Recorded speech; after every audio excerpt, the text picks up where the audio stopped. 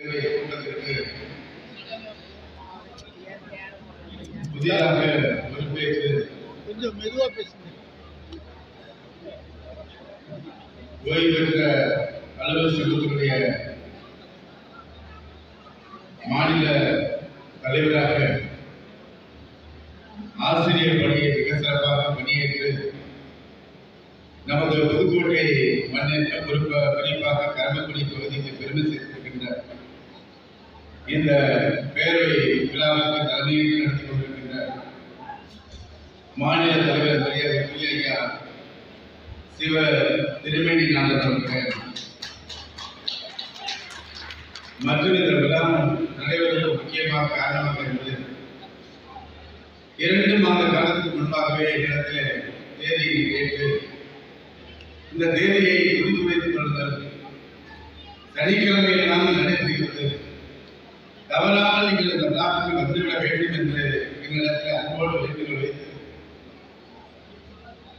இந்த விழாவில் வருவதற்கு முக்கிய காரணமாக இருக்கின்ற அறநாளி பகுதியினுடைய கல்வி வளர்ச்சிக்காக தன்னை ஏற்படுத்திக் கொண்ட மாநில நல்லாசிரியர் விருது பெற்ற போற்றுதற்குரிய ஐயா மன்றம் சுப்பையா அவர்கள் மற்றும் இந்த ஒரு சங்கத்துக்கு பொதுச் செயலாளர் கிடைத்திருக்கிறார்.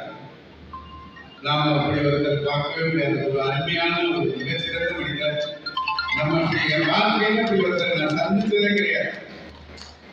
நிகழ்ச்சி அத்தனையும் பிடித்து வைத்துக் கொண்டு இந்த சங்கத்திற்கு பொதுச் செயலராக நாம் என்ன பணியாற்ற வேண்டும் என்ற அந்த கண்ணியத்தோடு ஒரு மிகச்சிறந்த பொதுச் செயலாளர், மாநில பொதுச் செயலாளர்கள் மிகச்சிறந்த மனிதராக இந்த விழாவில் கலந்து கொண்டு சிறப்பு சேர்த்திருக்கின்ற மரியாதைக்கு ஐயா மோகன் அவர்களுக்கும், மாநில பொருளாளர் மரியாதைக்குரிய PS மாதவன் அவர்களுக்கும், மாநில துணைத் தலைவர்கள் மரியாதைக்குரிய கோ கண்ணன், மரியாதைக்குரிய கோ ஐயன் அவர்கள், மரியாதைக்குரிய திரு இரா முருகேசன், அதே போல மாநில அமைப்பு செயலாளர் மரியாதைக்குரிய திரு கோவண்ணா பார்த்தசாரதி, மாநில பிரச்சார செயலாளர் மரியாதைக்குரிய திரு E செல்வராஜ், மாநில இணை செயலாளர்கள் மரியாதைக்குரிய மோ ரகுபதி, மரியாதைக்குரிய சுபாஷ் சந்திர போஸ், மரியாதைக்குரிய கோ சந்திரசேகரன் உள்ளிட்ட அத்தனை மாநில நிர்வாகிகள், தமிழ்நாட்டில் 38 மாவட்டங்களில் மரியாதைக்கின்ற ஓய்வு பெற்ற அலுவலர் சங்கத்துடைய அத்தனை நிர்வாகிகளுக்கும், இந்த விழாவில் பங்கெடுத்திருக்கின்ற அத்தனை ஓய்வு பெற்ற அலுவலர் மக்களுக்கும், அரசு அலுவலர் ஊராட்சி பல்கலைக்கழக பணியாற்றி காலத்தில் சந்திக்க முடியாதவர்கள் எல்லாம் இங்கே நான் சந்திக்கக்கூடிய வாய்ப்பினை நீங்கள் ஏற்படுத்தி தந்ததற்காக உங்களுக்கு நான் நன்றியை அன்போடு வழங்குகிறேன். எதிரிலே அமர்ந்திருக்கின்ற உங்களுக்கு ஒவ்வொருவருக்கும் ஒரு மிகப்பெரிய வரலாறு இருக்கு. ஒரு மிகப்பெரிய மனிதர்களோடு பல லட்சம் குழந்தைகளை கல்வியை படிக்க வைத்திருக்கிறீர்கள். பல ஏழை மக்கள் உயர்வதற்கு உங்களுடைய கையெழுத்து பயன்படுத்துகிறது. குறிப்பாக ஒருவருக்கு கல்வியை கொடுக்க வேண்டும் என்றால் நாம் கல்வி கற்று அதன் மூலமாக கல்வியாளராக கல்வி சிறந்ததாக உயர்வு பேர், அதன் மூலமாக சமூகத்தில் பொருளாதாரத்தில் நம்முடைய அந்த சமூக மதிப்பு உயர்வதற்காக கல்வி முக்கியம்.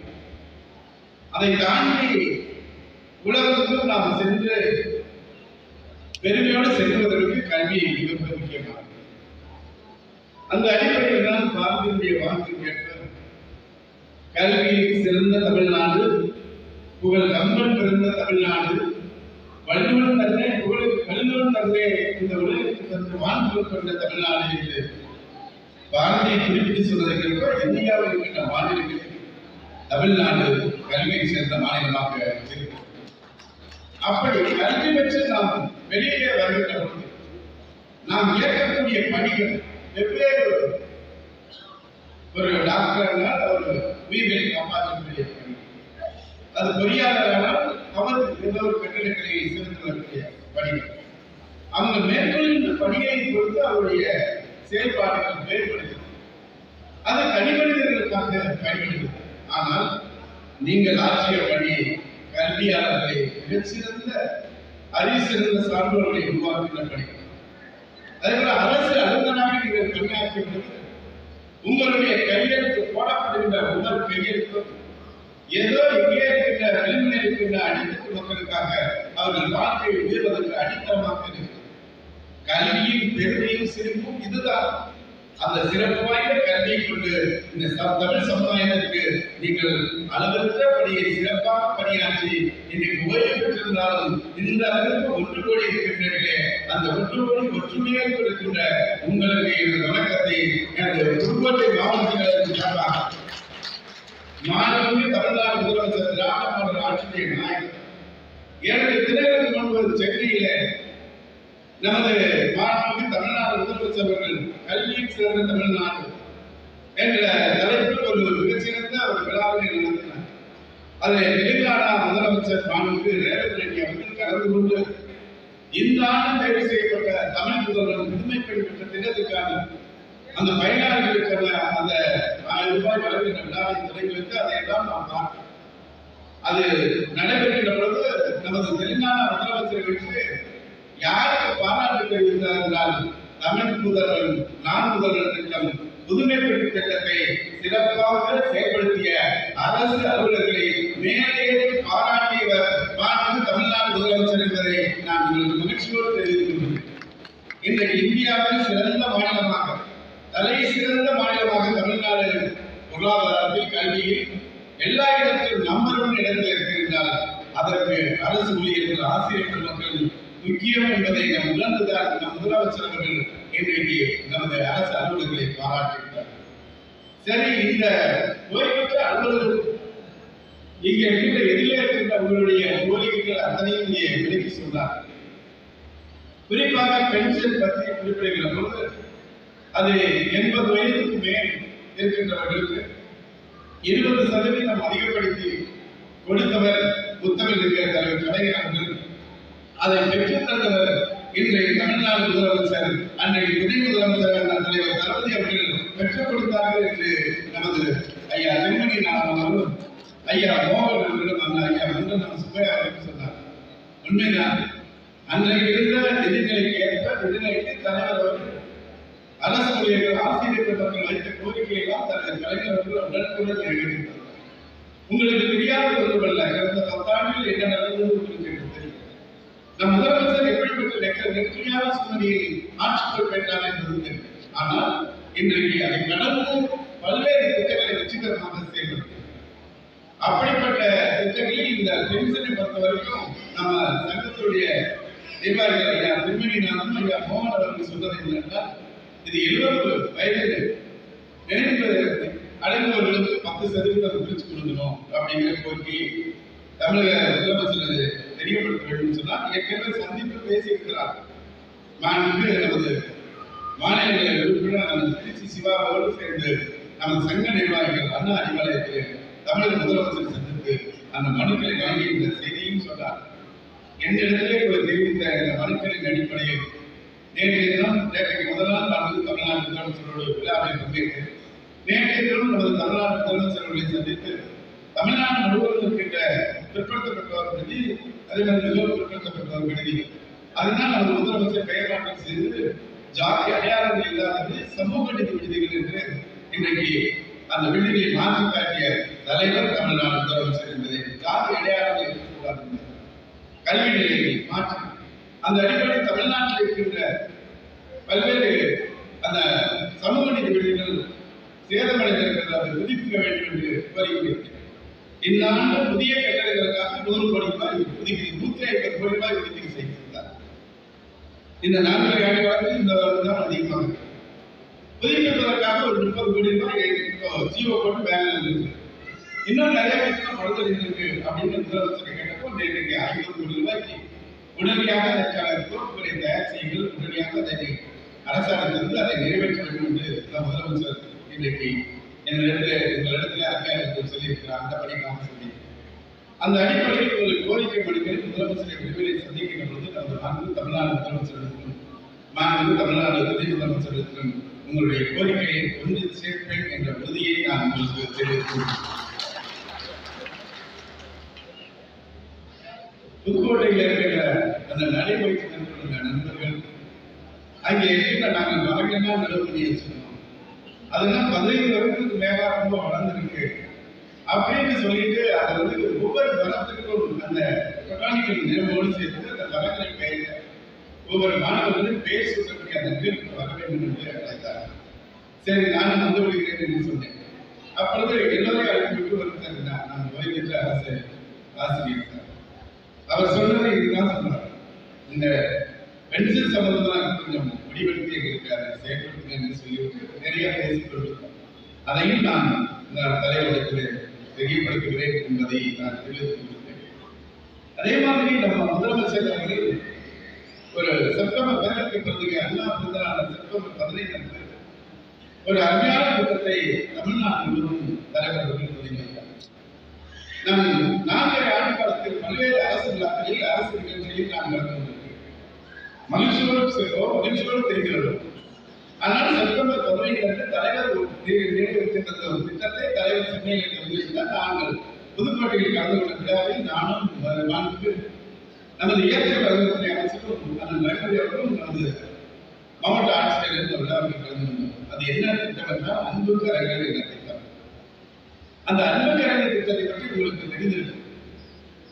பல்வேறு இடங்களில் ஏதோ ஒரு விபத்திலானது ஏதோ தவிர்க்க முடியாத சூழ்நிலையில் தாய் தந்தையை இழந்திருக்கக்கூடிய குழந்தைகள் அவருடைய எதிர்காலம் என்ன என்பது ஒரு மிகப்பெரிய வசதி கொடுக்கணும். வசதி இல்லாத குடும்பத்தை சார்ந்தது. அந்த அடிப்படையில் தாய் தந்தையை இழந்தவர்களுக்கு 18 வயசு வரைக்கும் அந்த குழந்தைகளின் தாயாக தந்தையாக நான் படிக்க வைக்கிறேன் என்று அந்த குழந்தைகளுக்கு அன்பு கரங்கள் திட்டத்தில் அந்த பிள்ளைகளுக்கு காசோலைகள் வழங்கும் எல்லாமே நாங்கள் முன்வரிசையில் இருக்கின்ற 176 பிள்ளைகள் எதிரிலே வளர்ந்திருக்கிறார். பெண் வரிசையில் பார்த்தோம் என்றால் வயதானவர்கள் அந்த வயதான அவங்க தாத்தா பாட்டி அமைந்திருக்கிறார். விழாவுக்கு சென்றவர்களே எங்களுக்கு கொஞ்சம் தயக்கத்தோடு விழா நடைபெற்றுக் கொண்டிருக்கிறது. விழா நடைபெற்று இந்த குழந்தைகளுடைய விவரங்கள் காணொலி காட்சியாக பல்வேறு திட்டங்கள் செய்யப்படுகின்ற பொழுது எதிரிலே 176 பிள்ளைகள் தொகையோடு அமர்ந்திருந்தார்கள்.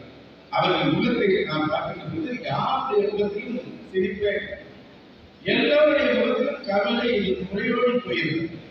அப்படி குறையோடு போயிருந்த அந்த நிகழ்வு போய் கொஞ்ச நேரத்தில் ஒவ்வொரு பிள்ளையாக கண்ணில் இருந்து கண்கள் வர தொடங்கியது. அழுது கொண்டே இருந்தார்கள். ஒரு சில பிள்ளைகள் கட்சி தொடர்ச்சிட்டார்கள்.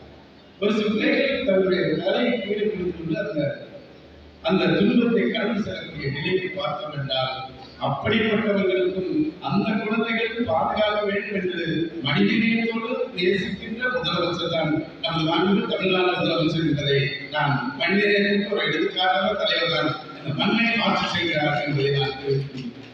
ஆக உங்களுடைய கோரிக்கைகள் நியாயமானது.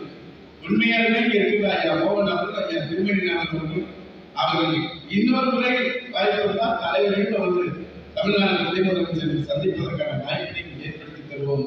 உங்களுடைய நியாயமான கோரிக்கைகள் நிறைவேற்ற வாய்ப்பு இருக்கிறது என்பதை தெரிவித்துக் கொண்டு இந்த மாநில ஓய்வு அலுவலக சங்கத்துடைய மாநில பேரவை கூட்டம் தமிழ்நாட்டிலே பல்வேறு பகுதிகளிலிருந்து நீங்கள் வந்திருக்கிறீர்கள். பல்வேறு சிரமங்களோடு தான் இங்கே வந்திருக்கிறீர்கள். ஆனால் அப்படிப்பட்டவர்களும் இன்றைக்கு இந்த நிகழ்வில் கலந்து கொண்டதற்காக நான் நன்றியை தெரிவித்துக் கொள்கிறேன். உங்களை பார்த்து நான் கற்றுக்கொண்டேன். இங்கே இருக்கின்ற ஓய்வு பெற்ற ஆசிரியர்களை பார்த்து நான் கற்றுக்கொண்டது. நான் பல்வேறு பணிகளுக்காக போகிறப்போ இங்கே ஐயா நான் சுப்பையா அவர்களுக்கும் அதிகாலையில் 1 மணி நேரம், சாயந்தரம் 1 மணி நேரம் அவர்கள் நடைபயிற்சி மேற்கொள்ளாத நாளே பார்க்க முடியாது. அப்படிப்பட்ட ஒரு நல்ல மனிதர்கள் இந்த ஆசிரியர் சங்கத்தில் நீங்கள் இருக்கிறீர்கள். சமூகத்திற்கு இன்னும் நீங்கள் வழிகாட்டுகிறீர்கள். சமூகத்தில் இருக்கின்ற நிலைகளை அறிந்து நீங்கள் அவர்களுக்காக என்னென்ன செய்ய முடியுமோ அந்த பணிகளை ஒவ்வொருவர்களும் செய்து கொண்டிருக்கிறீர்கள். அதற்கு எடுத்துக்காட்டு மேடையில் இருக்கின்றவர்களும் எதிரிலே இருக்கின்றவர்களும் உங்களுடைய சமூக பணியும் சமுதாய பணியும் இன்னும் நீங்கள் தொடர்ந்து கொண்டிருக்கிறீர்கள். அது தொடர்வதற்கும் உங்களுடைய கோரிக்கை நிறைவேறுவதற்கும் நீங்கள் நீண்ட நெடிய ஆய்வோடு 12 காலம் வாழ்வதற்கும் தலைவர் தளபதி அவர்கள் வழியில் உங்களை நான் வணங்கி விடைபெறுகிறேன். நன்றி, வணக்கம். கூட்டமும் எதிர்பாராத கூட்டமும் அவ்வளவுதான் நாங்கள்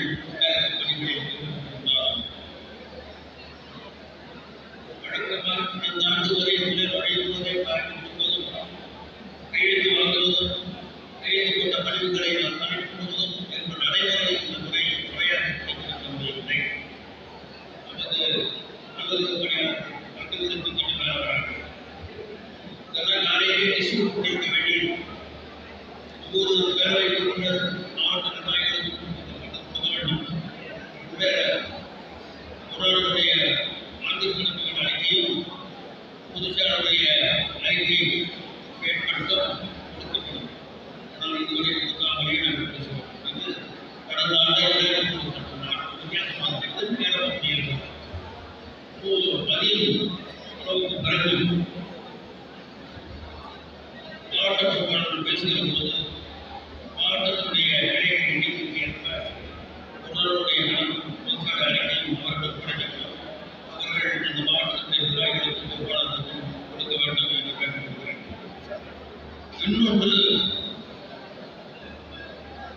1300 பேரவை உறுப்பினர்களை சரிபாதி 600க்கு மேல் 700 கையெழுத்து அந்த கையெழுத்து படிவம் உண்மையாக அனுப்பியிருக்கிறார்.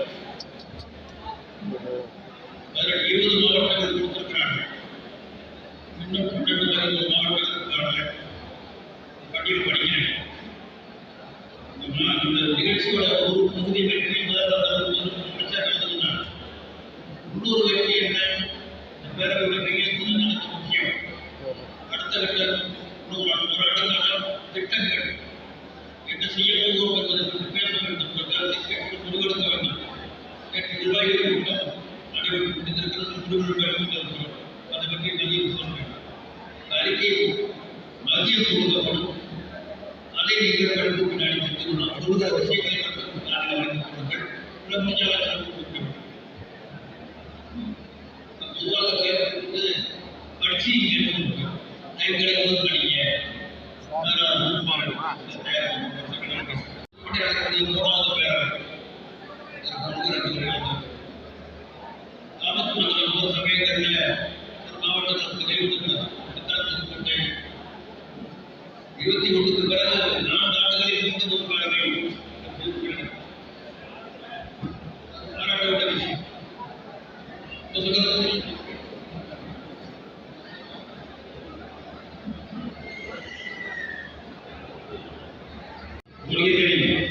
ஆனால் நம்ம காலத்தில் பெருமை நம்ம வாக்கியம் நடக்க வார்த்தையை சொல்றது வாக்கியம் பெருமை வெள்ளிவிழா அது உண்மையிலேயே நமக்கு 4000 பேர் திரட்டி ஒரு விழா நடத்தி வருதை எங்கள் காலத்தில் நடந்தது. 2009 நீங்கள் கேட்டவர்களுக்கு உள்ளிருந்து பயிர்கால உள்ளிருந்து என்ன அப்படி பேசக்கூடிய ஆழம் பெருமைக்குரிய விஷயம். இந்த ஆண்டு ஜூன் மாதம் 24ஆம் தேதி அந்த ஆழ்ந்த இந்த ஊரில் அவருடைய சிலையை திறக்கும் புதிய சிலை என்னுடைய ஆசை அதை நடத்தணும். கூட்டம் வைக்கணும். அதுக்கப்புறம் ஒரு பெரிய கூட்டம் ஆனால் நமக்கு பெருமையாக நான் நினைக்கிறது நம்முடைய காலத்தில் நடந்த பெருமைக்கு நான் வெளிவிடாமல் 19ஆம் ஆண்டு 20வது 2020ஆம் ஆண்டு நிறைவு. இப்போ என்ன சொன்னா இன்னைக்கு 20 ஆண்டுகள் உள்ளோடு இருக்கிற ஆட்கள் 25 ஆண்டு இருக்க மாட்டாங்க.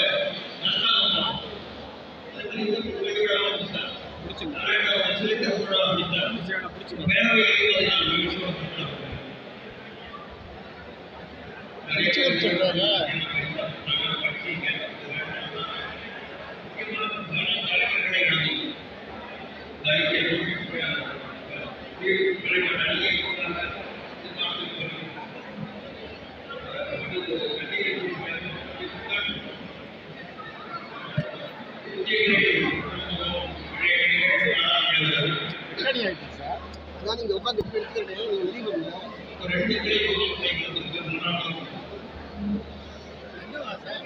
ஆஷாபா யாரும் நம்பரை கேட்டாரு வீடியோ எடுத்துக்கிட்டீங்கன்னு சொல்லி அப்புறம் கூடி பண்ணி இவர்கிட்ட கொடுத்துட்டு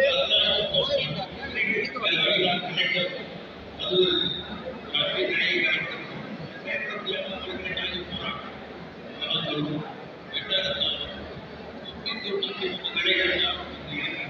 இறைச்சல் ஒரு கிளை இன்னும் கேட்காது. ஒரே இறைச்சல்.